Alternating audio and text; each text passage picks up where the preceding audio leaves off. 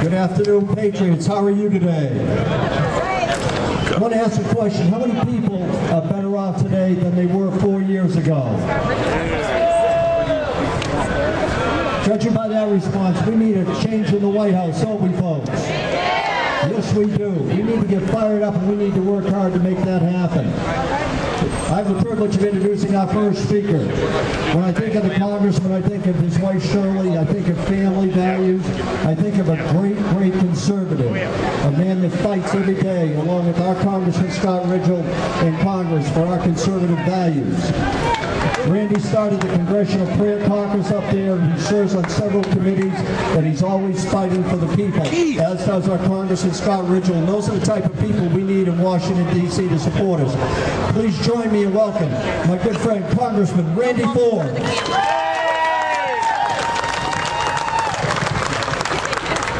I want to just tell you what an honor it is to be out here today with all of you, with my good friend Scott Ridgell.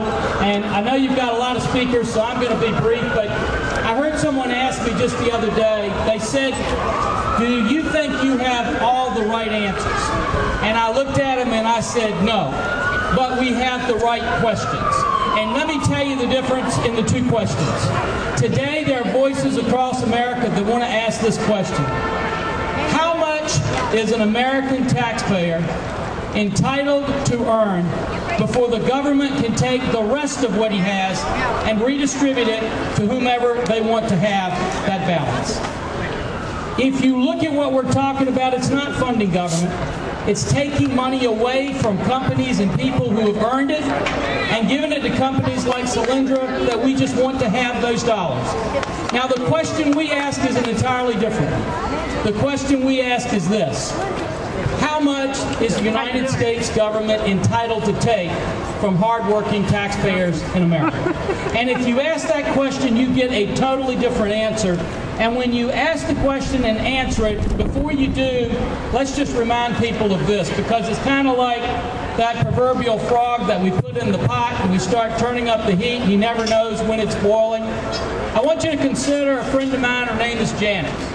Janet gets up in the morning and she goes in, first thing she does is she goes into the bathroom and she turns on the light, and she's paying a tax on electricity when she turns it on.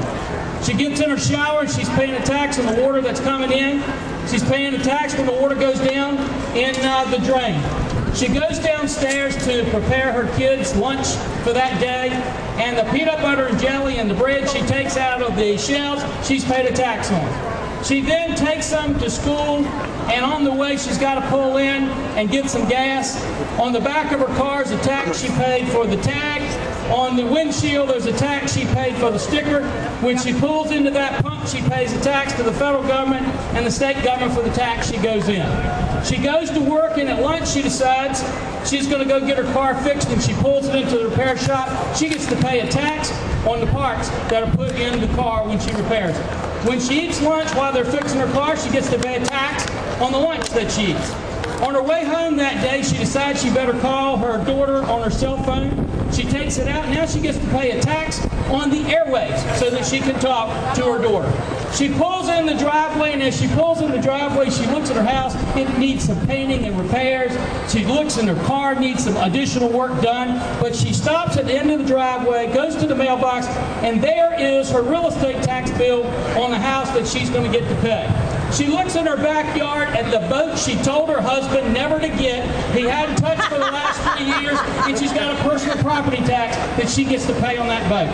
And she's about up to here with taxes, so she goes in her house. She throws the bills down on the table. She thinks she's going to get 1 minute apiece. She walks out to her sunroom, puts her feet up, thinks she's finished, and all of a sudden, her little miniature schnauzer comes running in, jumps in her lap, and around his neck is a tag where she had to pay a tax just to have that little dog.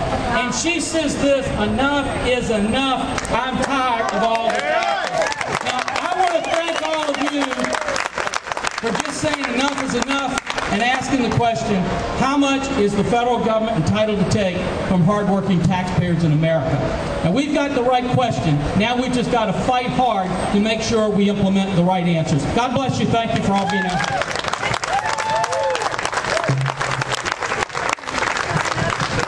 Thank you, Congressman.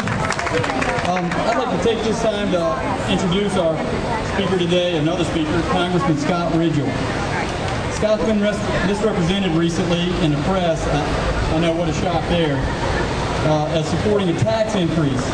And that's nothing to be further from the truth. The fact is, Scott is a proponent of the fair tax. He is a fiscal conservative who will do everything he can to bring sanity to the budgetary process. As a successful businessman, he brings to the table knowledge of how to create jobs and the impact of government overregulation and overtaxation. It is my pleasure to introduce and welcome Scott Ridgell. Thank you, Keith. Thank you all for being here today. It's really an honor to be here with my friend, Randy Forbes. Where are you, Randy? You didn't slip off, did you? He's a good man, and it's a privilege to serve with him. And Shirley, his lovely wife, is just a great supporter and partner of his. And I'm so glad that my wife, Terry, is here. Public service is really kind of an immersion. So we ought to thank these families. Y'all give my wife a hand, would you?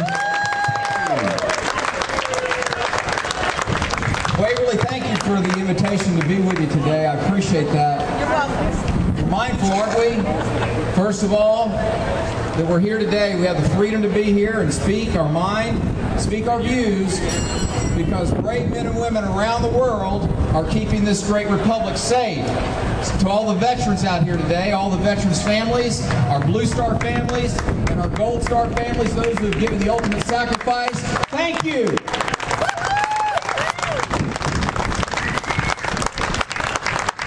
My hope is that one day we'll come back to this square and we'll be celebrating the passage of the fair tax. But until that day, I was doing some light reading last night. I need a little bit of help on this. I need a young man. Esmel? This is the source of so much of what Randy was speaking of. Now, Esmel, just pick a spot, any spot, it does not matter. Now, you're a little younger than me, but that print is so microscopic. Do you need my readers? He's good. All right. We didn't plan this. I didn't ask him to turn to a particular page. Just start reading. Non-disclosure of qualified confidential information sought for civil tax purposes. An exchange of information agreement need not provide for the exchange of qualified confidential information, which is sought only for civil tax purposes of the Secretary of the Treasury, after making all reasonable efforts to negotiate an agreement which includes the exchange of such information, determined such an agreement cannot be negotiated. What? Listen, it just goes on and on and on. There's not a person on, thank you, Esmel. There's not a person on the planet that can fully comprehend the United States tax code. And we know if we call and ask for guidance on that 800 number, about a third of the time they don't even know the answer. And you can't rely upon that in defense if you do something wrong. There's something wrong with that. And I'd ask you to stand with me today, as I've done so in co-sponsoring the bill. Get informed and support the fair tax.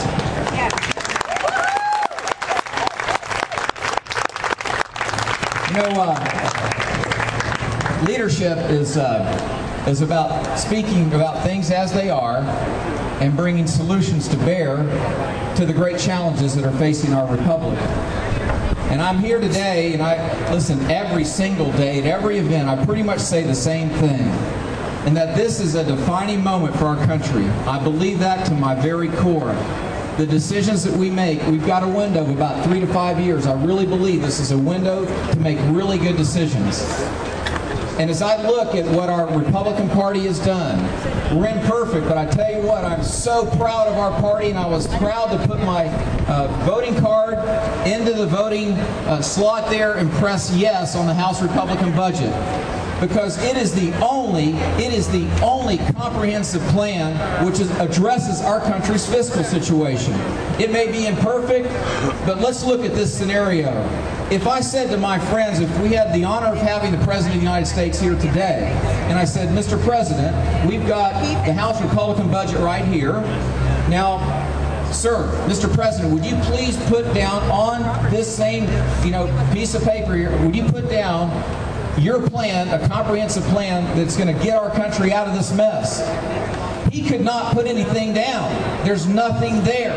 If we went over to Harry Reid, we said, Senator Reid, listen, we're in a desperate way. We're going off a cliff here, a fiscal cliff. Would you please put down your plan so that we can find some common ground and get through this as Americans? He couldn't put anything down. This is not a partisan statement. It's a statement of fact. That's just where we are as a country. And we need to, as we go into this fall election, we need to understand the seriousness of our fiscal situation. We need folks to get informed, to be a part of the solution. Esmel and I were riding up to a town hall one day, and I got a call. They said, look, there's some MoveOn.org protesters here. Just beware of that, Congressman. I said, no problem. So we pulled up and I stopped the car. I said, Esmel, stop the car. I want to get out and talk. And he said, are you sure? I said, absolutely. So I got out and I said, good morning, I'm Scott Ridgel. And the fellow said, I know who you are. And I said, listen, I respect you for being here this morning. You know more about Medicare than most folks, and you took the time to get up this morning and be informed and be here. I said, what's on your mind? And I think that approach caught him off guard a little bit. He said, well, you're crushing Medicare on the backs of the poor with this extreme budget. I said, well, let's slow down a little bit. I said, this budget that you've called extreme, I said, now, do you know how long it has us borrowing money? He said, no, I don't. I said, well, I do. It's 24 years. The House Republican budget takes 24 years to balance to where we have no more going out than we have coming in. That's the most extreme budget essentially out there. And so part of this, I think, is just spreading knowledge. We need to talk about the facts as they are. There's a clear contrast between the two parties. And when Congressman Forbes and I and others, we walked in there, we put our vote down, and we voted yes for that budget. This is the third rail of politics, y'all, and this is what I'm going to close on here, and I want you to realize the difference. The president says we need to address entitlements. He said as much. He understands Medicare, to preserve it and protect it, we've got to reform it in a wise and responsible way. So the House Republicans went over, we grabbed that third rail of politics. We looked around for our friends, our Democrats, say, look, this is what we've got to do to preserve the republic here. Join us. And instead of joining us, they walked right over to the electrical switch, that big box, and they went just like that. They are not offering alternatives. They are simply criticizing our plan. And that is not leadership. We need to call it out. And listen, we need your support this fall. It's the most important election in our lifetime. Thank you all for being here. Pastor Jimenez, thank you for your very good prayer. And God bless America and give us wisdom in the days ahead. Thank you.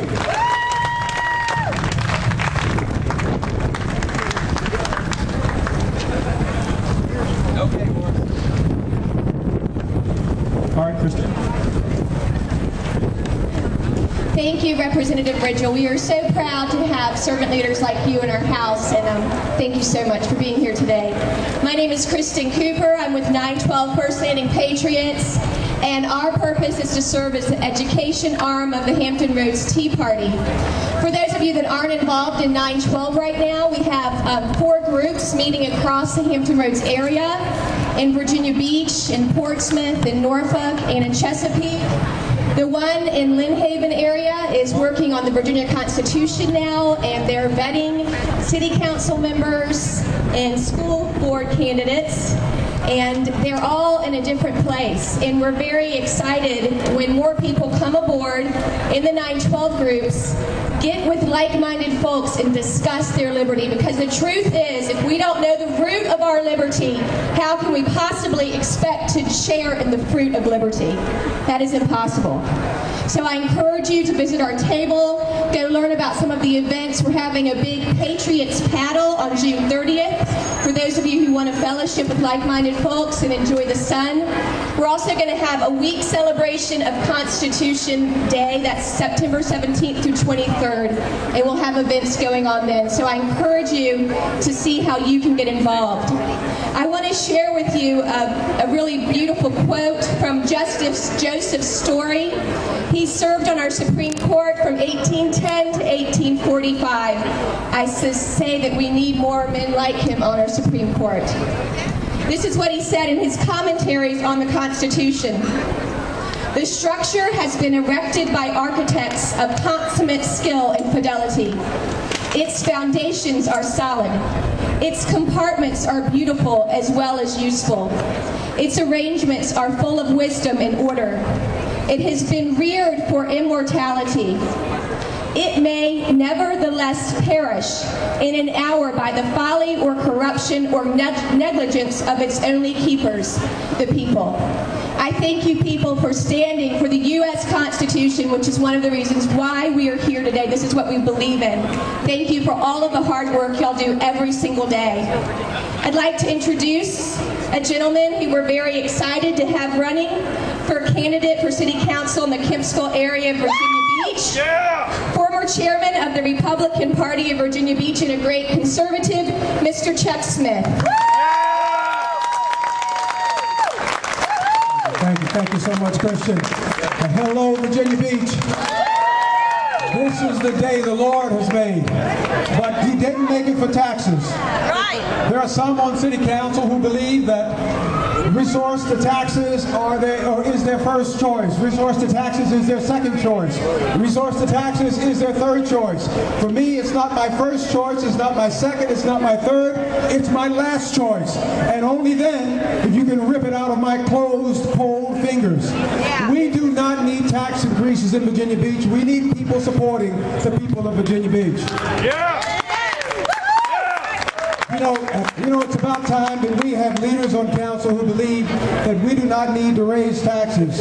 We only need to look toward Walmart or any mart where Americans are struggling to pay for groceries against the rising cost of food prices. They're not looking for a handout. They're looking for a way out. We only need to look to the gas pumps where citizens of Virginia Beach are struggling to pay for gasoline in an otherwise burgeoning economy. They're not looking for a handout. They're looking for a way out. Look to that mother or father struggling to put food on the table against the discipline of a constrained budget, while the council of the city that we love taxes and spends as if into eternity. This is something that needs to stop. We need people on council who get it. I'm running for council here in the city of Virginia Beach, and I need your support. I need your support because this is the direction that we need to take Virginia Beach. We need to have leaders on council who believe that the citizens of Virginia Beach are their employers. We don't need people who believe that service on council is an entitlement. It's not a right, it's a privilege. We need people who understand that, people who get that. If you want someone on council who is a former Marine, retired Navy JAG, a lawyer for 32 years, a husband, father, a conservative, then I'm your person. Just keep saying Chuck Smith, Chuck Smith, Chuck Smith, all the way to council. God bless you. God thank you. God bless America.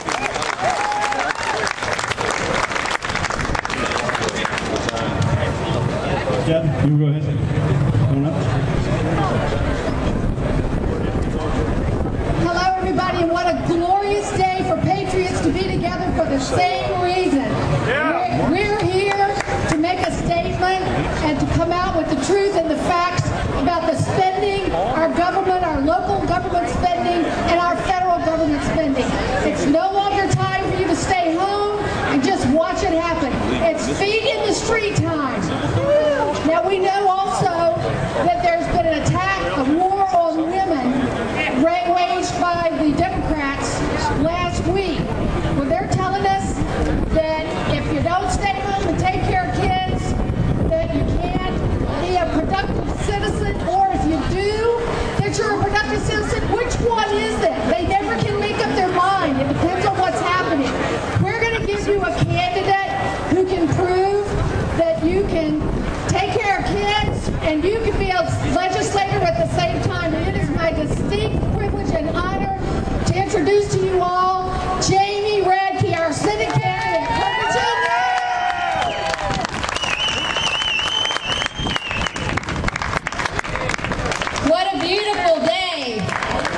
thank you so much for coming out. It's a pleasure to be here. Hampton Roads Tea Party has been really a second home for me. Been president of Richmond Tea Party, but we've been so closely aligned as partners with Hampton Roads Tea Party and all that you have done over the last, this is our 4th year. Can you believe it? 4th year, where we passed the Healthcare Freedom Act that says you can't mandate health insurance in Virginia. And these two doctors over here, Dr. Carey and Dr. Ted, I'm sure are excited that we passed the Healthcare Freedom Act in Virginia, right? Absolutely. Now more than ever before, the people are responsible for the character of their Congress. And if that body is ignorant and reckless and corrupt, it's because we tolerate ignorance, recklessness, and corruption. And if that body is intelligent and brave and pure, it's because we demand these high qualities in the people that represent us. President Garfield said that over a century ago, and it is very true today. If we do not deal with spending, nothing else matters. Nothing else matters if we do not deal with spending. We're looking at almost over $16 trillion debt. It is time for us to draw a line in the sand and not back up any longer. Think about this. We drew a line in the sand and we said a $10 trillion debt is enough. The very first tax day rally I spoke in Richmond Tea Party, I had my 3 children up there, along with millions of other kids, holding up $10 trillion. Today, 4 years later, $16 trillion. We drew a line, they defiantly crossed it, and we backed up.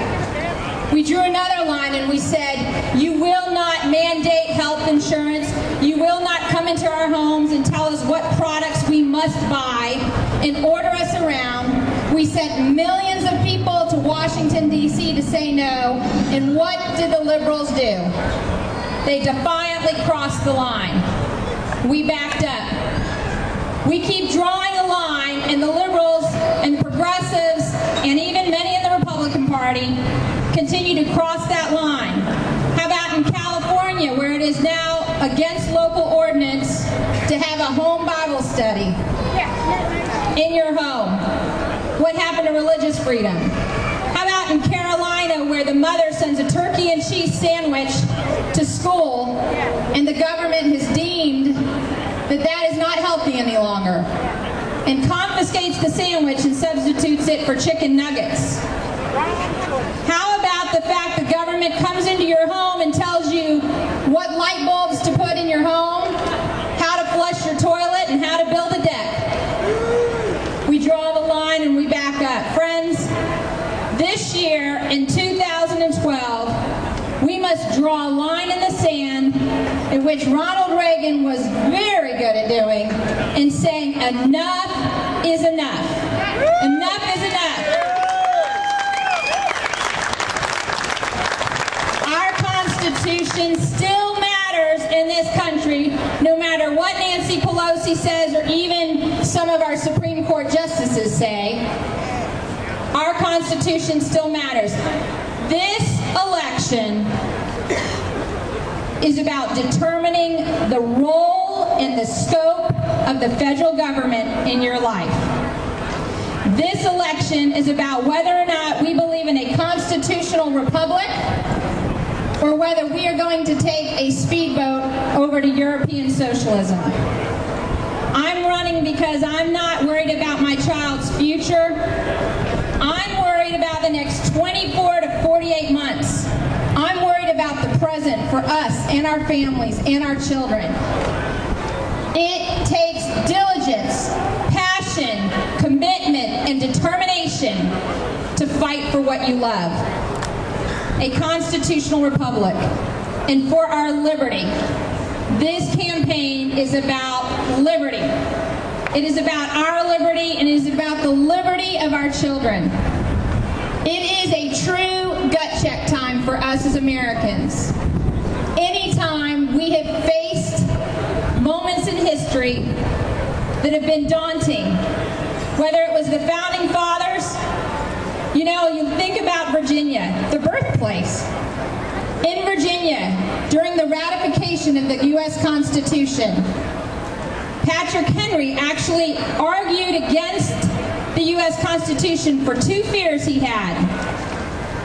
One, he was concerned about the federal government's ability to come in and tax your income.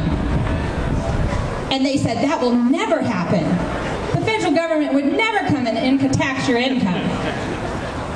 And he was afraid about too much power in Washington, and he was concerned about the roles, the individual rights of each and every one of us.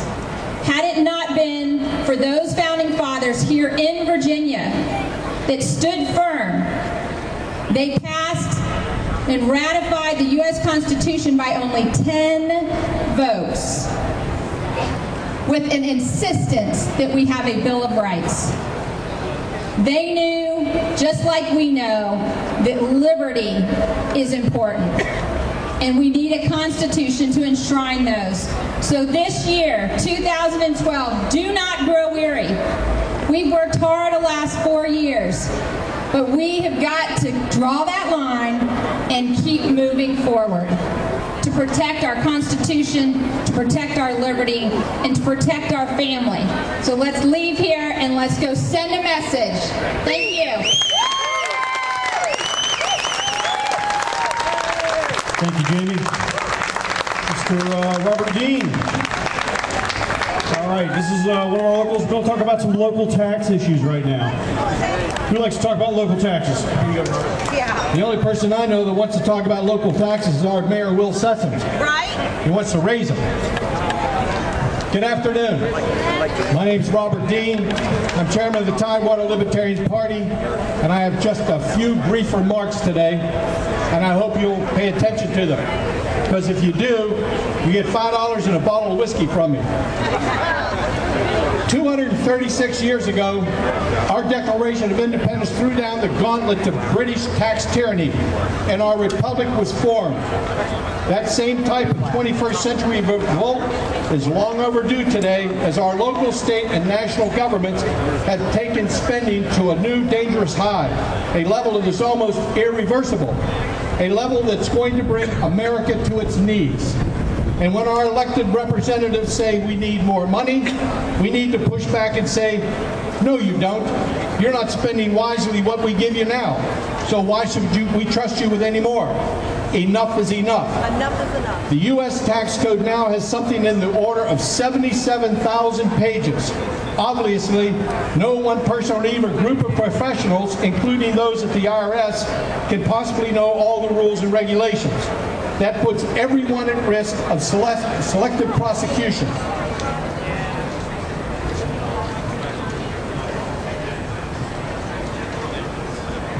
Tax tyranny occurs when taxes are collected to support programs are not within the Constitution or do not meet reasonable costs. I'll get it. Sorry. That are not constitutional or do not meet reasonable cost-benefit, anti-management, or corruption tests. Too much of government spending fails the above test. If these tests were fully complied with, the individual income tax would not even be necessary. Having studied the Fair Tax Bill, I feel is the only measure that can bring relief to the American taxpayers. No more reporting forms, no more IRS, no more income tax. April 15th would become just another beautiful day. And the IRS's $13.3 billion budget could go forward reducing our deficit and debt. That 2011 budget was $1.1 billion over 2010. And the 91,380 IRS employees will have to find new, and for a change, productive jobs. If the U.S. Supreme Court rules in favor of Obamacare, nearly 12,000 new IRS employees will have to be hired to make sure we Americans are audited and complying with government's forced new health care. In closing, as Marlon Brando said in Apocalypse Now, I have seen horrors. Ladies and gentlemen, we are experiencing horrors, the horrors of a runaway government here in Virginia Beach, where Mayor Sessoms is pushing for a 9% real estate tax increase. 9%. How many of you are getting a 9% increase in your wages this year? When you leave here today, there is but one compelling question that needs to be asked.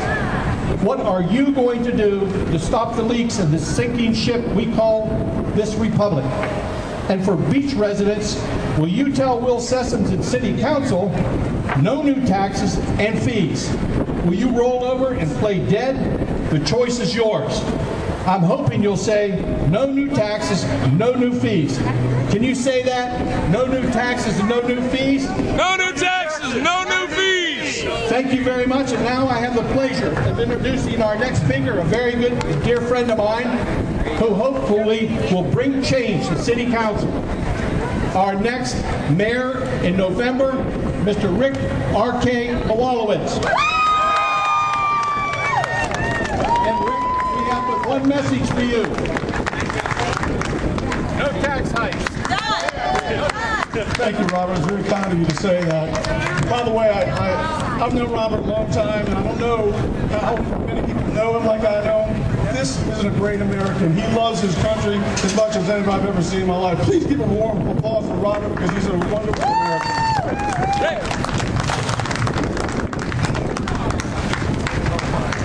Anyway, as Robert said, my name is Richard R.K. Kowalowicz. I'm running to be your next mayor of the city of Virginia Beach. This year, I'll spend my 30th year living the dream, the American dream, running my own business. My wife, Dorothy, has been a public servant for 30 years teaching our children. I got involved because some things are going terribly wrong. I don't know if you guys know this or not, but the year 2000, the City of Virginia Beach budget was $1 billion. This past year was $2.1 billion in climbing. Most interesting fact, though, we've had no growth in population. We've had a declining enrollment in our schools. Where's the money? We're one of the only cities in the country to raise taxes last year and add a new one. In the worst times for the citizens of the town, you want to put them in a bigger hardship? I am just so opposed to that. I'm so opposed to it, and it's so wrong, in my opinion. Public education. My wife's a teacher. The message that was sent to the school board this year, don't be conservative. The last 3 years, don't be conservative. Don't be conservative. Use it or lose it. That's what we don't need right now. We don't need that. Transportation. We have $1.1 billion of unfunded road projects. And we're thinking about doing a light rail system. Really, it's not good. Not good at all. We can't afford it. We don't need it now. Big problem for me was running for office was as a small businessman watching the government pick winners and losers.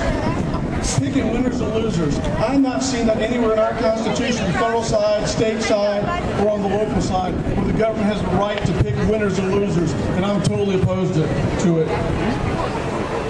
I always thought the sole purpose of government was to serve the people, not to live off them. But coming to an end here, which is really important, this is not about me. This is about you guys, what you guys think. This is so important that we change the current special interest mayor to the people's mayor. And that's what we need to do. We have a special interest mayor that serves special interests, is not serving the people. I'm here to serve the people, and that's what I'm going to promise you. I will serve the people because that's what we deserve, and we need to do that now. My wife is sitting over there at the booth. We're looking for help any way we can to support our campaign. We hope that you'll come out and support us in making this a better Virginia Beach. November 6th, remember this, for the people's way, vote RK. Thank you very much, Mr. Mayor. All right, one quick announcement here before Dave Bartholomew comes up. I know it's hot out here.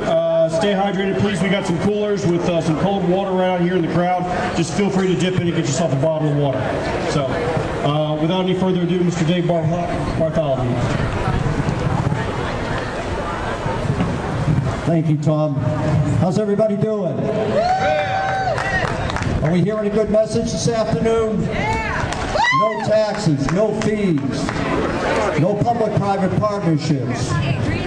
You're hearing a lot of good stuff out there, and we need to stick behind our candidates such as Rick Kowalewicz and Eric Ray, Ashley McLeod, Scott Seary, Chuck Smith, the folks that are not going to support this stuff. I want to talk real quickly before I bring up our next speaker about the Conservative Coalition. The coalition came out of the John Moss campaign. How many people here know John Moss? Is he our hero or is he our hero? And he's gone on city council and he's done what he said he was going to do in his campaigns, and he's doing a great job with it. Out of that, we formed the coalition. It involves the Hampton Roads Tea Party, the Virginia, the 912 First Landing Patriot Libertarian Party, the Taxpayers Alliance, the Tidewater Young African American Professional Business Group. So we have a lot of people on this coalition. We have two jobs: one, to elect conservative candidates to office, and two, to support conservative causes, such as the constitutional amendment on property rights. Now, that has been passed, it's been signed, and it's going to be in the ballot. Do not forget about that. Don't think it's a done thing. When this comes up in November on the ballot, we need to win it by 80% or better. We need to send a strong message to Richmond of how we support this amendment.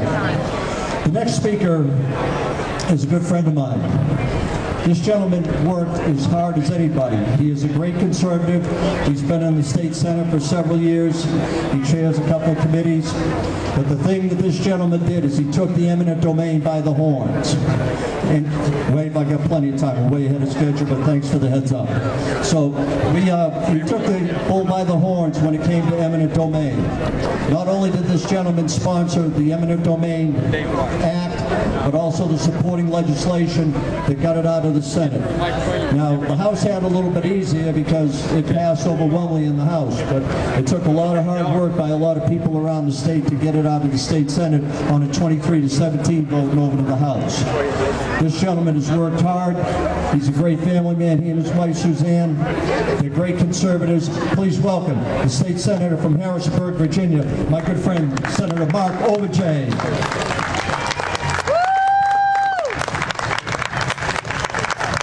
Well, it's great to see you today. You know what April 17 is? You know, I know today is April 15.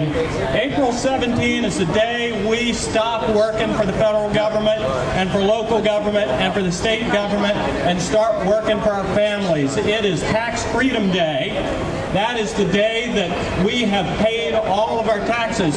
But you know what? The federal government is spending another 30 days worth of our income. And if we paid enough taxes to actually pay everything that the federal government is spending, we'd be working until May the 14th every year just to pay taxes. Anybody ready? Anybody going to volunteer to work for another 30 days for the government so they can waste more of our money? I didn't think so. I volunteer, David. Yeah, that's right. Don't tax me, don't tax you, tax the other guy behind the tree, right? Well, I tell you what we need, what we are crying out for are a few folks who are willing to stand up, like your great congressman, who are willing to say, we have to fund our priorities, things like education, transportation, law enforcement. If we cannot do those things, we've got no business doing the other things that government sticks its fingers into every single day. Now, we're fighting a number of fights on the state level right now. Some fights that need to continue to be fought. And David mentioned one of the great fights of the last 5 or 7 years is one that frankly united Republicans and Democrats, liberals and conservatives, independents and libertarians, and that is the great fight over property rights in the Commonwealth of Virginia. You know, there are those who think that property is just on loan to us until the government decides that it wants to take it back. Because sometimes the government feels like, I know how to use your property better than you know how to use your property. And since the United States Supreme Court decided Kelo versus New London, Connecticut several years ago, we have been fighting to place in the Constitution of Virginia protections for your property and mine to make sure that government cannot take our property except for valid, legitimate public uses.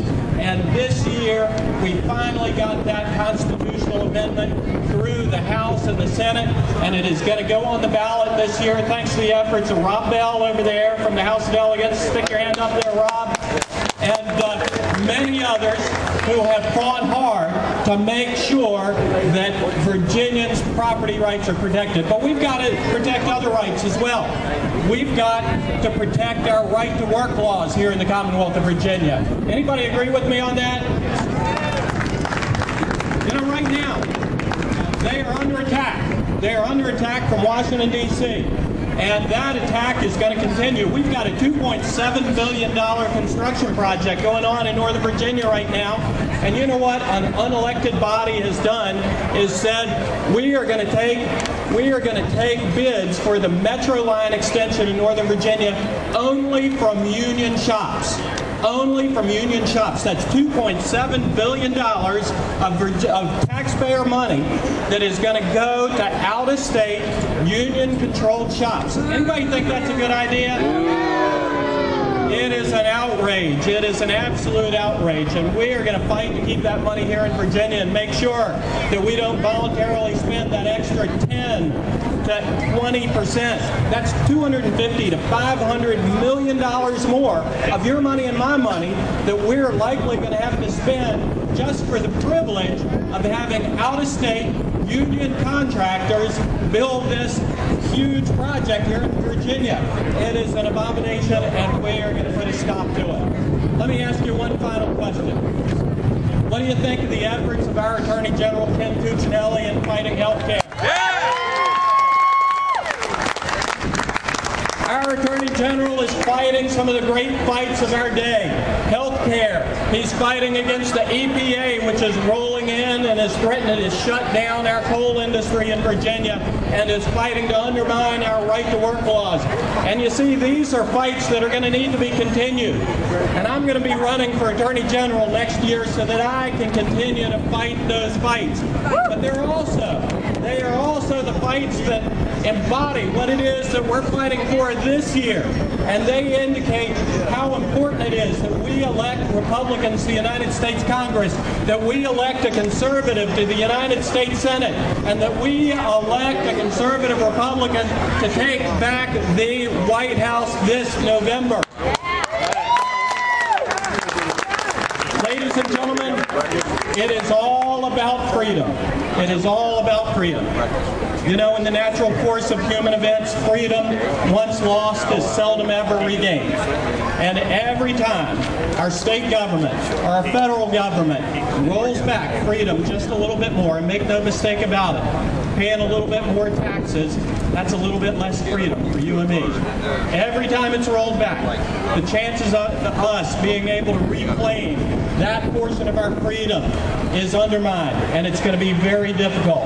And it makes it absolutely critical that we get out, link arms, do everything within our power this year to make sure that we protect the realm of personal freedom in the life of this country, and that we do everything we can to push back and expand it. So for your efforts, for what you're doing, for being out here today, for the message that you're sending, thank you and God bless you.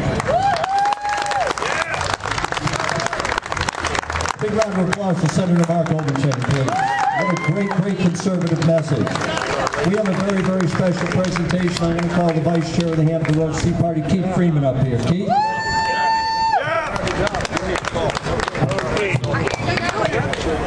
I need to hold this, so I've got to mount that thing right here in the stand. As most of you know, the constitutional amendment taking or damaging of private property for public use, voter referendum will be on the ballot in the fall. The legislation is one of the most significant accomplishments, if not the most significant accomplishment, Get into the mic. thank you, Senator, of this legislative session. The legislature's done its job. Now we have to do ours. We must vote to have it, the Virginia Constitution amended. The eminent domain amendment is essential to our most basic rights. The father of our Constitution, James Madison, said this: If there be a government then which prides itself in maintaining the inviolability of property, which provides that none shall be taken directly, even for public use, without indemnification to the owner, and yet directly violates the property which individuals have in their opinions, their religion, their persons, their faculties, nay more, which indirectly violates their property and actual possessions, in the labor that acquires their daily subsistence, and in the hallowed remnant of time which ought to relieve their fatigues and soothe their cares, the influence will have been anticipated that such a government is not the pattern of the United States. He wrote that in 1792, and here we are still fighting for these rights today. There were many legislators who stepped forward to get this done, both in the House and Senate. You acknowledge Bell, I think he's here. Rob is somewhere. In any case, at the end of the process, one name stood out as having carried the banner as the chief patron and fighting in the trenches, lobbying and persuading his wavering fellow senators. In recognition of these efforts, the Hampton Roads Tea Party, with our coalition partners, the Virginia Beach Taxpayers Alliance, the Virginia Beach and 2nd District Republican Party, the Tidewater Libertarian Party, the 912 First Landing Patriots, would like to present Senator Mark Obenshain with the first annual Freedom Award. Thank you for a job well done.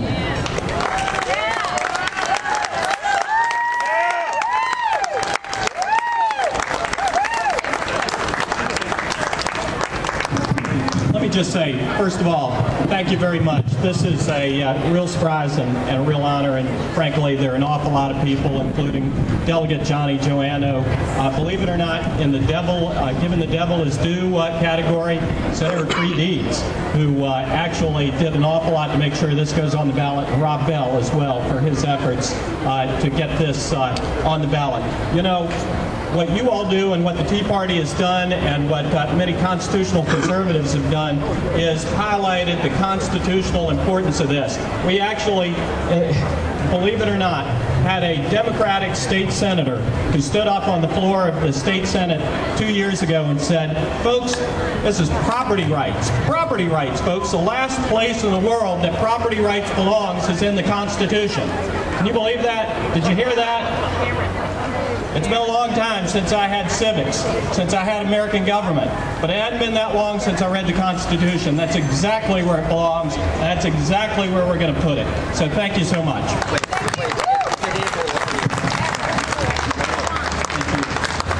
Joan McGuire will be introducing our next candidate.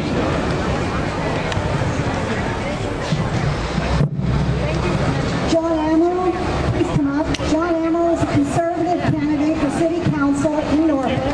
He's a Navy veteran. He joined right after 9/11, and by the way, he earned 6 medals during his tenure in the Navy. He's still in the reserves. He deserves a lot of credit for that. John Amaral is a businessman, he's a family man, and he wants to bring constitutional principles, accountability, and transparency to City Council in Norfolk. So let's hear it for John Amaral for Norfolk City Council. Thank you so much. My name is John Amaral again. It's so great to be here today in front of you all. This is an honor for me. As you can tell from my accent, I grew up in Hampton. Yeah, right? No, absolutely not. Unfortunately not, actually. I was born and grew up in a former Soviet Union, a communist country that crumbled on its own weight. For some of you, big government might have been a theory until recently. For me, it has been very much in real life. As a child growing up in a communist country, I saw a big government firsthand, as big as it gets. A huge government that actually owned everything. There was no private business. Everything was owned by government. Everything was ran by government. So I know firsthand a little bit about what the big government means. So ladies and gentlemen, I'll tell you a little bit about the fact why I am running for City Council in Norfolk, because I can see that our city government in Norfolk is getting too big. That they think that they can spend their way out to prosperity. but that's not happening. Out of $600 million budget in Norfolk revenues, we have $100 million goes to repay the debt, only interest rate in debt. So those are the issues we have in Norfolk. We have schools that are not doing well in Norfolk. I'm trying to make sure we put the proper emphasis in fixing our schools.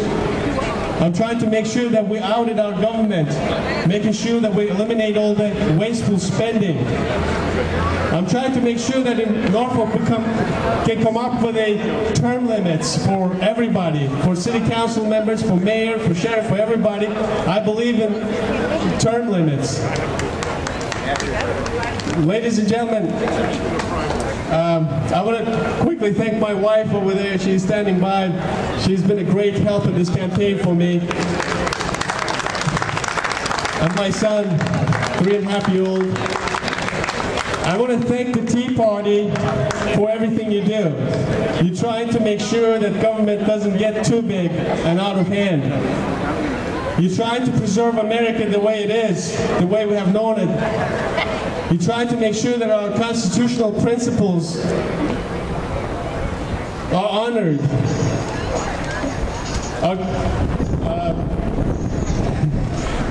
Our founding fathers passed on a constitution to us that makes this country so unique, so different than any other country in the world. And I can tell you firsthand, being grown up again in former Soviet Union and being all over the world, in Europe and seeing other countries, that our Constitution makes this country unique and we need to preserve it. And that's why I want to thank Tea Party once again for everything you do. I want to thank everybody. I want to thank all the speakers before me. We can get this done. We will get this done. And I appreciate everybody for being here today. It's such a beautiful day to fight for our constitutional principles. Thank you.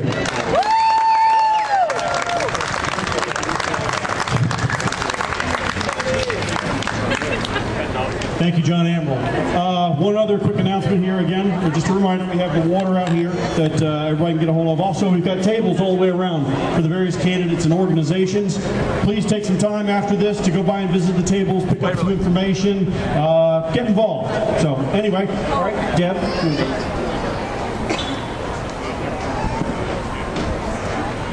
I have the pleasure of introducing Dr. Carrie Treeple. Carrie Treeple has been in the Hampton Roads Tea Party for 3 years, and it just so happens to be the same time that she moved back to this area from South Carolina. She joined the board of Hampton Roads Tea Party last fall. She's an orthopedic hand surgeon and has studied Obamacare extensively. Also on her resume, she has 5 years service in the Air Force, the 71st Flight Squadron Ironman as a flight surgeon, with over 100 hours flight time in an F-15 Eagle. She's well versed on the topic. She's here also not just as Hampton Roads Tea Party, but also Docs for Patient Care. We've got a table over there. We'd like you to come visit. So it's my distinct honor and pleasure to introduce to you Dr. Carrie Treeple.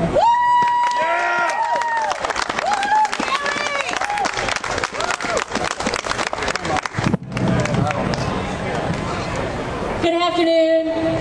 Thanks for wilting out here with me. And thanks for allowing me to talk about something that I think is very, very important. I've given several talks on Obamacare, and I usually have a nice little slide deck, a nice little 30-minute presentation. And so when we decided that I was going to speak on Obamacare today, one of my fellow Tea Party board members said, "Carrie, you know you only have 10 minutes. So, I'm not going to discuss the unconstitutionality of the individual mandate. I'm not going to discuss how Obamacare is going to destroy the sanctity of the doctor-patient relationship when feds are monitoring your electronic medical records. I will not discuss the rationing boards. And I will not question how cutting $575 billion from Medicare is somehow going to help the health care of our seniors. I'm going to speak about one entity, and that's Medicaid. Medicaid, as most of y'all know, is a program that is designed to help patients, families that are economically disadvantaged. Now, currently, Virginia has a little over 1 million Medicaid enrollees. It accounts for 17.3% of Virginia's budget. Now, in 2019, it's estimated that the enrollment in Medicaid is going to increase by 41%. It's also estimated that Virginia's budget for Medicaid is going to double from approximately 17% to approximately 30%. That's a big jump. There are two sides to the Medicaid coin. There's the budget, and now I want to look at it from a delivery of care perspective. Medicaid reimburses a physician 60 cents on the dollar of the cost of medical care. What that means is when a patient walks in to a doctor's office and they have Medicaid, that doctor actually pays to administer care. Sorry. So just to put it in perspective, let's say you own a mechanic shop and somebody comes in with their car and they need a new transmission, and you tell them, okay, the transmission is going to be $1,000 plus labor. And they give you $600.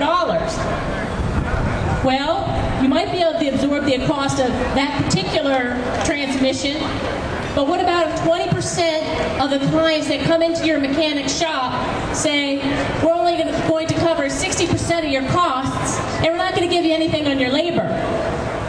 It's going to be hard to keep your business open.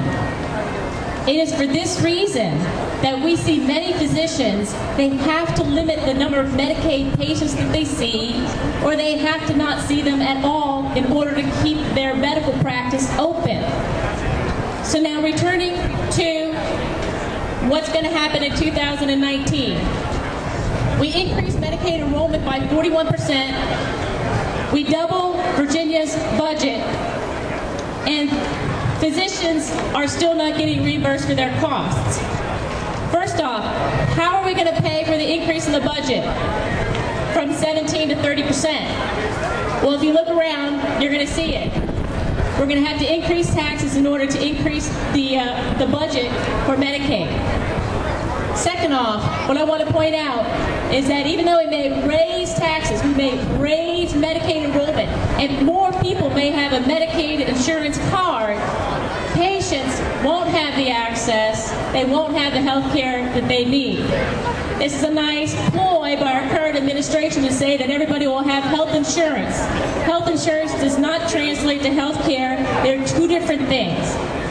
I, for one, have never turned away a patient on the basis of whether they pay or not, and many physicians do not. So, America needs healthcare reform. We do not need a bloated, socialized system that is engineered and administered by a trial attorney. That makes about as much sense as me telling the trial attorneys how to do their job.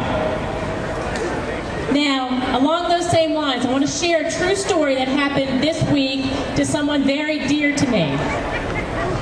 A group of obstetricians, the doctors that deliver babies, were meeting for their monthly meeting down in South Carolina.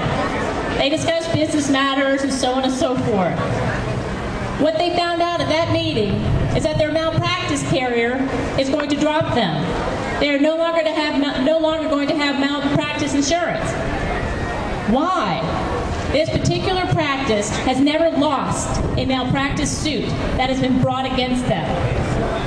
The reason that their malpractice carrier is going to drop them is because one law firm has raised so many frivolous lawsuits against that practice that the malpractice carrier said, we can't afford to defend you anymore, even though you're right.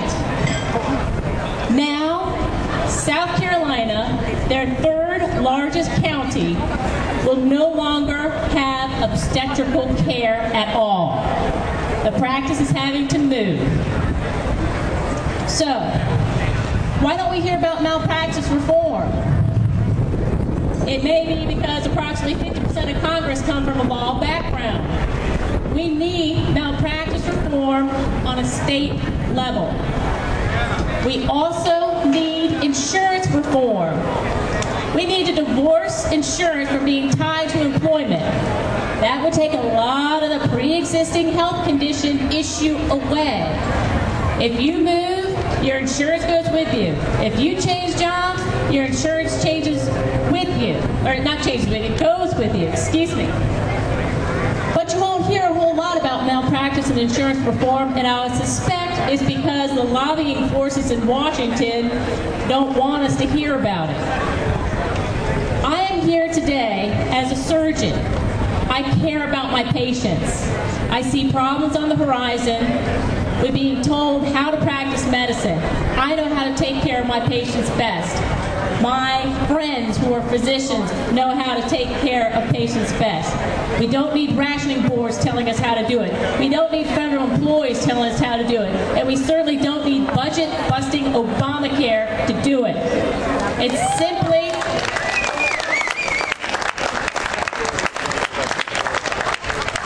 Thank you. It's simply a stepping stone to a larger government, and that larger government is a very thinly veiled socialist government. I am also here as a mother of 4 children, and I'm very concerned that today every man, woman, and child in this country owes $76,000. We need healthcare reform. We do not need socialism. There are wonderful free market opportunities out there. I'll be giving a 2-hour seminar on Obamacare next week at Churchman Festival. I really thank y'all for your attention on this glorious hot day. Thank you. Thank you, Dr. Treatman. All right, I'm with Melody Scally. You do a quick announcement here. Thank you. I'm Melody Scally. I'm the Eastern Virginia representative with Americans for Prosperity. We need your support, though. I cover from Suffolk to James City County. I've got a table right over here. We're going to be doing mobile phone banks throughout the entire area, but we need your help with that. Americans for Prosperity is a nonpartisan nonprofit. We support economic freedom, limited government, and lower taxes. What a concept! But anyway, I think I've got Gary Butler coming up next, so I won't take up any more of his time. All right. Thank you so much. Americans for Prosperity, visit AmericansForProsperity.org. Thank you so much. What a wonderful day to be a free citizen in the greatest country of the history of the world. You know, there are a lot of issues facing America, but I don't think there are any that are more important than energy independence. It's what we call in the policy world a balance. That is to say, all the arguments are on one side. Whether it's the very high-paying jobs that come with producing natural energy, or the national security that comes from the economic security and non-reliance on others, or whether the fact that the gas sitting right offside of our shore that Governor McDonnell wants to get at is cleaner than the other fuels, it's environmentally friendly. So what we've got to do is to join together with a broad message and remind our friends, to paraphrase my last boss, when it comes to energy independence, government is not the solution, government is the problem. We need to allow our free enterprise to develop these resources. It's my honor this afternoon to introduce a candidate for Chesapeake City Council, Mr. Eichstein, coming on up here. This guy is a consensus man, a local fella who's done a great job in getting ready to do a whole lot more for the movement. Thank you for all you do, and I'll be in the back. Good afternoon, everyone. My name is Robert Lake, and I'm a candidate for Chesapeake City Council. A little bit about myself. I'm a veteran, I'm a husband, I'm a father of 4 wonderful sons. Been a resident of Chesapeake for 38 years, 11 of which I spent as a Chesapeake police officer. I'm also the president of my own company that I founded right in Chesapeake 24 years ago. And you don't stay in business for 24 years if you don't make good decisions and have good leadership. I've run my business in good economies and bad economies, and through good financial decisions and good leadership, we've been profitable and grown every year. I'm just tired of the government taxing me. and telling me how to run things. They don't know anything about running business. This is the common sense, experienced leadership that I offer to the citizens of the city of Chesapeake. And I hope if you live in Chesapeake, you'll come out May 1st and vote for me. I'd like to introduce Victoria Prophet over here. She's running for the Chesapeake School Board. If you want a profitable future for your children, vote Victoria Prophet. Thank you very much.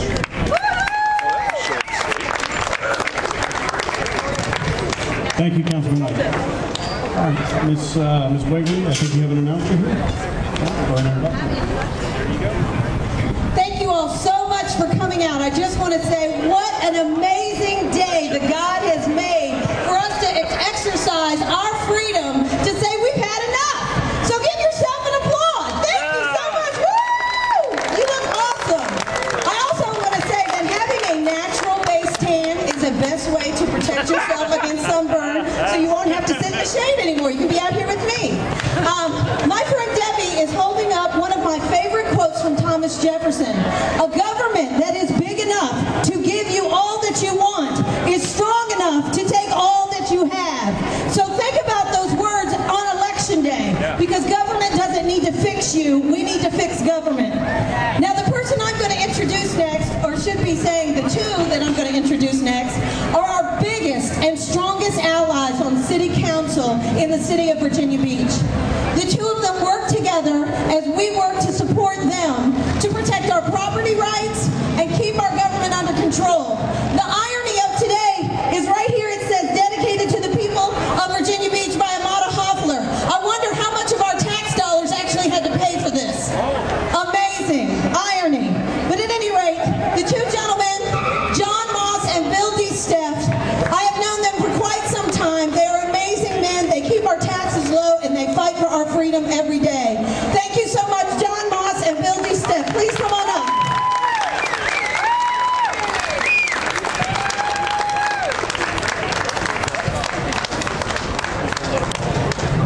Well, before I speak, I really do want to, first of all, thank all of you who helped me be your voice and your vote on City Council. And I didn't have a stronger supporter than my good friend here, Bill DeStepp. So I'm going to let Councilman Bill DeStepp at large kick this off. There you go, Bill. Thanks, Sean. I appreciate it. Thanks, everybody, for coming out here today. And as you can tell, this is Virginia Beach. Look at the attire. Well, I do want to say that the reason we're here today is because you're paying taxes at the federal level, at the state level, and at the local level, and a lot of them are double taxes or triple taxes. It is completely ridiculous. I will tell you the proposal in front of you today from City Council is that they want to raise taxes 8 cents. John and I went through the budget in about 2 hours one day with Robert Dean at my house, and I can tell you we went through and saved just over $38 million with programs that just don't need to be funded today. Now, we didn't lay off one teacher. We didn't lay off one city employee. What we did, though, was things like changing from bi-monthly to bi-weekly pay cycle, which cost right over $2 million. We said we don't need to do it this year. Oh, immediate savings, $2 million. You go through our budget, you do that a lot of times, and it keeps adding up and adding up and adding up. But I've got to tell you, on City Council, I was that lone voice for a long time. Now I have backup. And it's a pleasure to have him, and thank you so much for giving me John Moss to work with. It has been a complete pleasure. With that, I'm going to turn it over to John, give him time because he needs it, and I'm old. If he's old, I don't want to say what I am. But it is a pleasure to be here, and it really is. I want to thank all of you for honoring the men and women in uniform, active, reserve, and veterans, because they defend the freedoms that God gave us, and we owe all of them a point of recognition if you would join me in applauding them.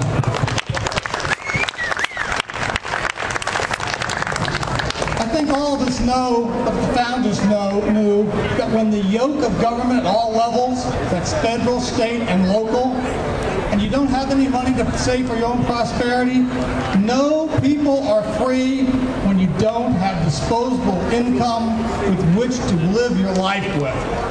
And that's where we're at today. You can look around here, and who do you see? You see Bill and I are here, and Bobby Dyer was here earlier. Look who's not here. The people proposing that 8-cent real estate tax increase. The people who think the path of least resistance is to your wallet, and they think that we have to defend keeping our money versus them having to prove why they're taking it and why that's more important than what we do with our own money. You know, that's the fundamental discipline that we lack today, is everyone is out trying to, the politicians, with seduction, that message that you can get something for free. Well, Bill and I know none of that's for free. You either pay today or you pay tomorrow. And I think all of us know that we've made promises to ourselves that we can't keep. But what do we need to really deliver on your message of limited government and freedom and free enterprise? We need more help. We need, where's RK? We need RK for mayor. And where's my good friend Chuck? Where's Chuck at? Somewhere? Right beside him. There, Chuck. We need Chuck for the Kensville seat. Now, we need Ashley McLeod coming back to the school board, but also my good friend Eric Ray. I know Eric's out here somewhere. There's Eric on the school board. We need people who believe in fiscal discipline and freedom, and that you deserve first and foremost to keep what you earn. That's what the founding fathers knew, and the sooner we get back to basics, the sooner the future will be better. Thank you so much for being here today. Keep up the hard work, and remember what?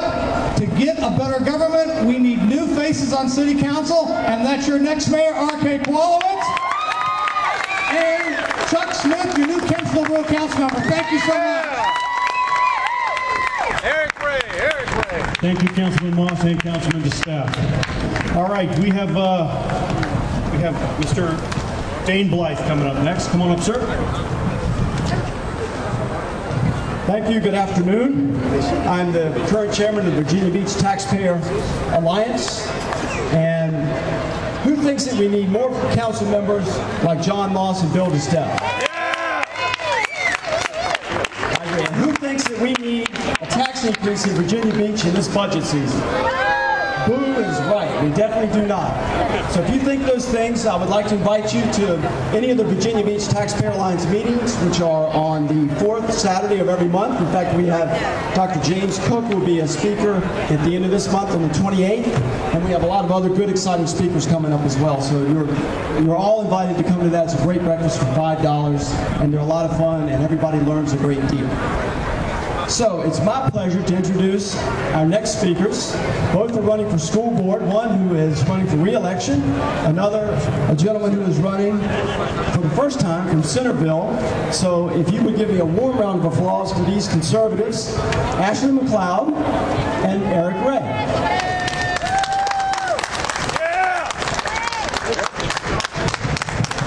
Good afternoon, fellow conservatives.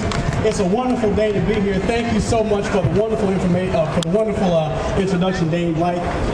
It's so good to see our youth out today. Let's give our youth a hand. Let's give all of them a hand. They are the future of America, and we're just so glad to see them. You know, it's funny because it's like if you all represent 0.5% of those that come out to political rallies, to those that dare to put out a yard sign, work the polls, and you all should be committed as well, and it's good to have you.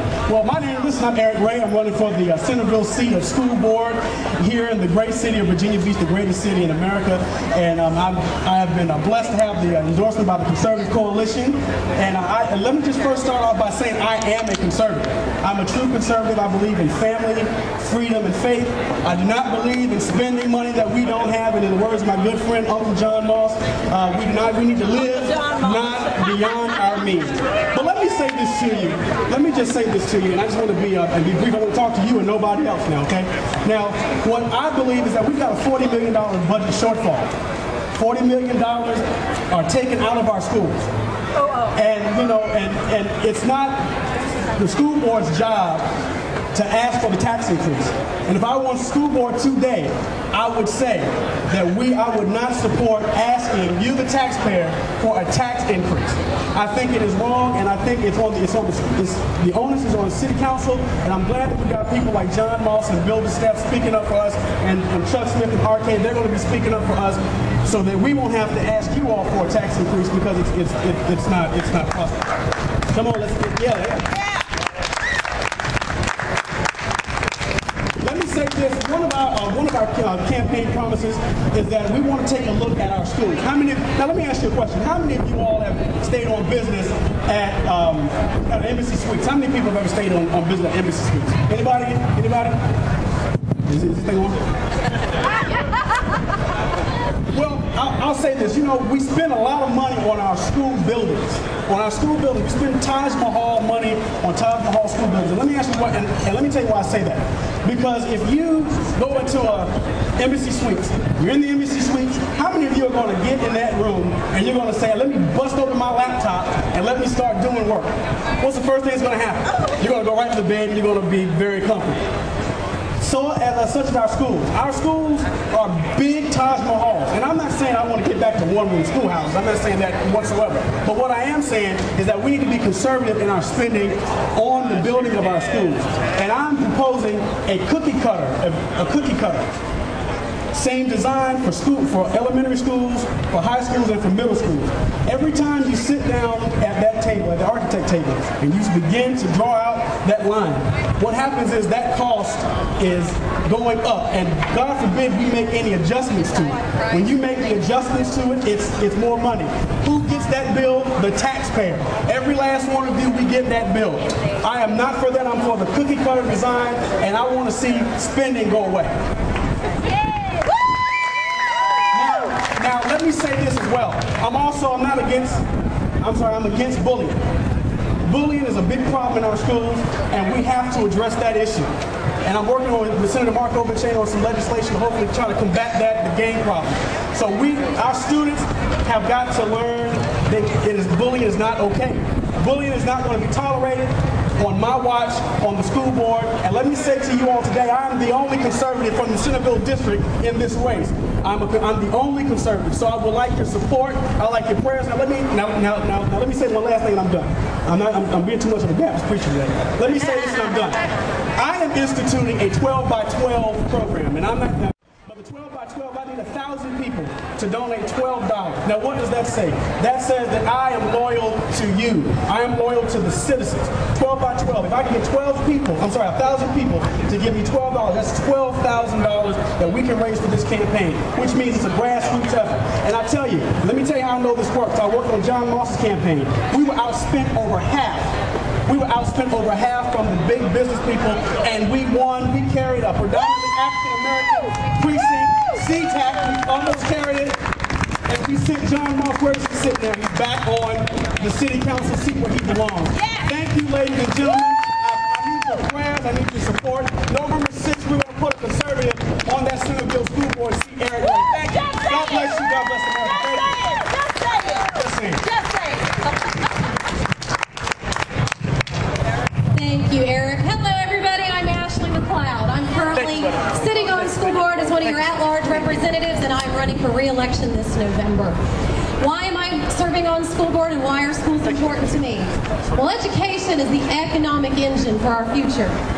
As individuals, as a state and a city, and as our nation. Education impacts our national security, our nation's ability to secure ourselves in defense, our economic independence, and choosing our leaders. As a city and state, education develops the workforce we have available to build our economic infrastructure. As individuals, our education determines our ability to be a productive citizen. Our earnings do not determine our value as a citizen, nor does our salary determine our ability to be productive citizens. But our basic education influences our ability to make decisions based on our knowledge, to be responsible leaders, or to seek those to lead who are capable of being good stewards of our nation and its treasury. With the release of The Iron Lady, how many of you saw that movie? Margaret Thatcher? It was a good movie, right? Okay. Well, that caused me to go Googling. I've been Googling a lot about Margaret Thatcher, and I found a quote of hers that I think kind of summarizes what I believe as well. And she said, and I hope that some of our leaders would listen to this as well, "My policies are not based on some economic theory, but on things that millions and I were brought up with. An honest day's work for an honest day's pay. Live within your means. Put away a nest egg for a rainy day. Pay your bills on time. support the police, and I'd like to add in there, and fire, and education. I believe that my job as an elected school board member is to be financially responsible while ensuring that Virginia Beach provides quality education, which includes a diverse continuum of courses offered for all students. So they can be productive citizens, thus the economic engine for our future grows. I'm honored to listen to you and to serve you on school board, and I hope in November I can count on your support as well. Thank you very much.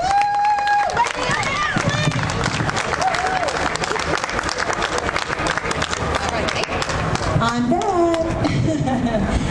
I just want to, before I introduce our next speaker, I just saw E.W. Jackson running for Senate, and I just want to thank you for coming out today. I appreciate you so much, and thank you for coming and sharing us. At any rate, the next speaker, Delegate Rob Bell, has served as a state delegate from Albemarle County for 10 years. Prior to his first election, he was a founding member of the Albemarle Conservative Coalition, which opposes higher property taxes and proposes retroactive property tax increases. He opposes the 2004 Warner tax hikes, and in 2006 voted to eliminate Virginia's death tax. In 2010, he co-patroned House Bill 10, which formed the basis for Attorney General Cuccinelli's lawsuit against President Obama's health care. This year, Bell was the House patron for the amendment to place property rights protections in Virginia's Constitution and to stamp out eminent domain abuse. Yeah, woo! This event will appear on the ballot in November. Delegate Bell will be running for Attorney General himself 2013. He currently lives in Albemarle County with his wife Jessica and 2 kids, Robbie and Evie. Ladies and gentlemen, Delegate Rob Bell. They say that anybody who says he doesn't like flattery hasn't gotten any lately. Thank you for the introduction. And I think everyone will be happy to hear I am your last speaker today. Thank you for sitting here for the whole day in this heat. This is tax day, and I have the pleasure, I'm a constitutional conservative, I'm a former prosecutor, I'm going to run for Attorney General in 2013, but that is a whole year and a half away. So let's talk about this year. You have a very, very important election coming up this year, and of course this is itself tax day, and I represent in the General Assembly Thomas Jefferson's old district. And Thomas Jefferson was sort of the original constitutional conservative, and what I want to do is talk to you a little bit about what he would have thought about where our country is going right now. Now, Mr. Jefferson would be very happy to see so many of you out because, of course, he was a little Democrat, meaning a little D Democrat. He liked to see people involved, and there was 2 kinds of the original founding fathers. Some said, like Alexander Hamilton, we like to see people involved, but not that much. Please don't actually get involved. Thomas Jefferson felt differently. He said, our government should be run by people just like you. He had other thoughts. He had thoughts about taxes and debt, and I want to talk to you about those because I've got some of his quotes and some things he said better 200 years ago than anybody can say today. So let me walk through those. The first, and I think most people know this, is that Jefferson thought government should be small. Small government. Here was what he said. He said that, as you've heard George Allen talk about this before, that a wise and frugal government, which shall restrain men from injuring one another, which shall leave them otherwise free to yet regulate their own pursuits of industry and improvement, and shall not take from the mouth of labor the bread it has earned, this is the sum of good government. So said Thomas Jefferson. He was right then and he was right now. He also said that the multiplication of public offices, increase of expense beyond income, growth and entailment of a public debt are indications soliciting the employment of the pruning knife. Is there anybody who thinks we need a pruning knife right now in Washington? When Thomas Jefferson became president in 1800, the entire budget was $11 million. $11 million. Even if you use constant dollars, it is 660 times bigger today than it was when he was inaugurated in 1800. Barack Obama claims Thomas Jefferson is a Democrat, and yes, indeed, he did form the Democratic Party. But if he were there right now looking down on us, there is no chance that he would be happy with the direction President Obama has taken our country. No chance at all. He would be happy for you all standing here, standing up for taxpayers and taxpayers' rights. Now, Mr. Jefferson had a couple other things he said. He had thoughts about debt that were radical. And his thoughts about debt are that we shouldn't have any. He has said that the only amendment to the Constitution he wanted was an amendment that said that the government could not have debt and that you could not ever foist your debt on to the next generation. Here's what he said in the wind. He said, I sincerely believe that the principle of spending money to be paid by posterity under the name of funding is but swindling futurity on a large scale. Thomas Jefferson, our third president, could anybody say it better than that? Now, ladies and gentlemen, this is an election year, and the good news is that for many years Virginia could not be part of the solution because we weren't part of the problem. I remember as recently as 2004, we did volunteer work into Pennsylvania. Why? Because Virginia was a safe state. Virginia had 2 Republican senators. The problem was somebody else's problem. If those dummies in Massachusetts or Vermont would just vote better and get better representatives, we wouldn't have all these problems. But let's understand where we are. Right now, Massachusetts has more Republican senators than we have. Does everybody realize that in 2008, a majority of Virginians voted for Barack Obama, a majority of Virginians voted for our second Democratic senator, and those 2 Democratic senators are what gave him the 60 votes he needed to prevent filibuster and get Obamacare passed. We are part of the problem. Now the good news, the only good news about this is we can be part of the solution. So this year, please don't worry about Mark Obenshain, don't worry about me, don't worry about the Attorney General's office, don't worry about anything but winning this election. Let's paint Virginia red again. Let's take the state back and take our country back. Thank you very much.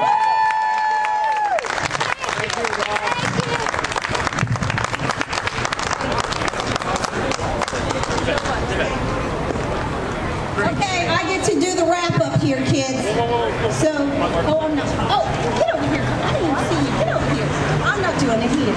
There you go. Yeah, there's no more after this. We're at the home stretch, folks. Thank you all for gathering here with us today.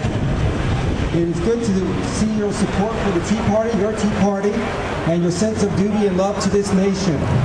It's been a beautiful Sunday afternoon, hasn't it? Yes. Beautiful. And I'm so glad to be here with you. You're beautiful people. I feel right at home. But I want to let you know something. I know this might be hard to believe, but did you know that conservatives are still allowed to move and live in the city of Portsmouth? Did you know that? It's true. It's true. Yes, it's true. And here's another thing that's going to sound real crazy. But did you know that they are allowed to gather and talk to each other in the streets, out in the open, still? Really? Yes, it's true. For the moment. For the moment.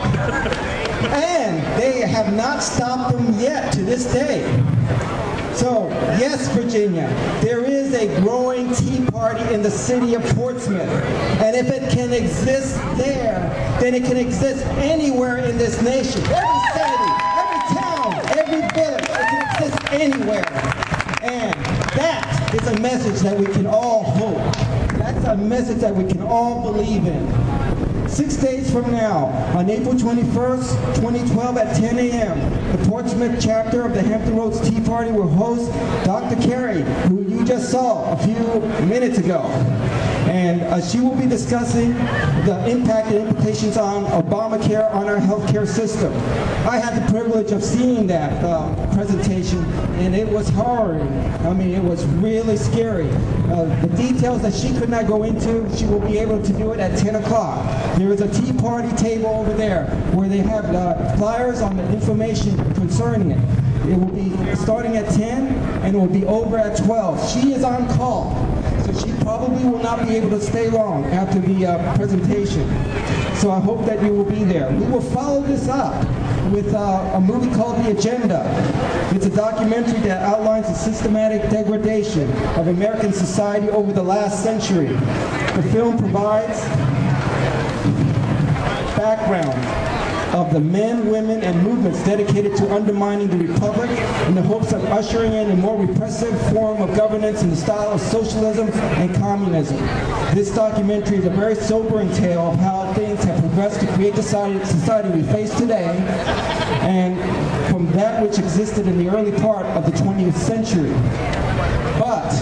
The good news is, because I know that this does not sound like a lot of fun, but the good news is that our presentation is actually 2 doors down from the ABC store. So they are well stocked for such emergencies. The event is taking place at the Churchland Shopping Center. It's the Churchland Spring Festival, so we're going to have music, dancing, we're going to have live entertainment, we're going to have Miss Newport News be there, and filming a documentary on the event will be the one and only Miss Virginia. So please go to the Tea Party table for more information. I want to thank you all for coming. It does us so good to be among such good people fighting the good fight. I am thankful that we did not have any of those pesky occupiers visiting today. I don't see them. Couldn't get a permit. I guess so. And I have to say that it's my fervent hope that 7 months from now, 7 months, we will all gather in celebration that the current occupiers of our White House will be given their eviction notices by we the people. Thank you one and all. All right, Nelson is our Portsmouth chapter chairman. And I just want to say again, thank you all so much for coming out today. It's been an amazing day. We ran way ahead of schedule. But I tell you, the volunteers that are here today cannot do this alone. We need your time, we need your talent, we need your treasure. If you can work on a precinct, we need your help. If you can do any volunteering walking neighborhoods for any of these amazing candidates, we need your help, we need it today. You know, our soldiers across the sea, our soldiers here at home, they provide us with the freedom that we are exercising right here today. So I suggest every one of you get up and provide them with a home to come to. Let them see how we've been protecting their rights here in this great country and in the great state of Virginia. Join together with your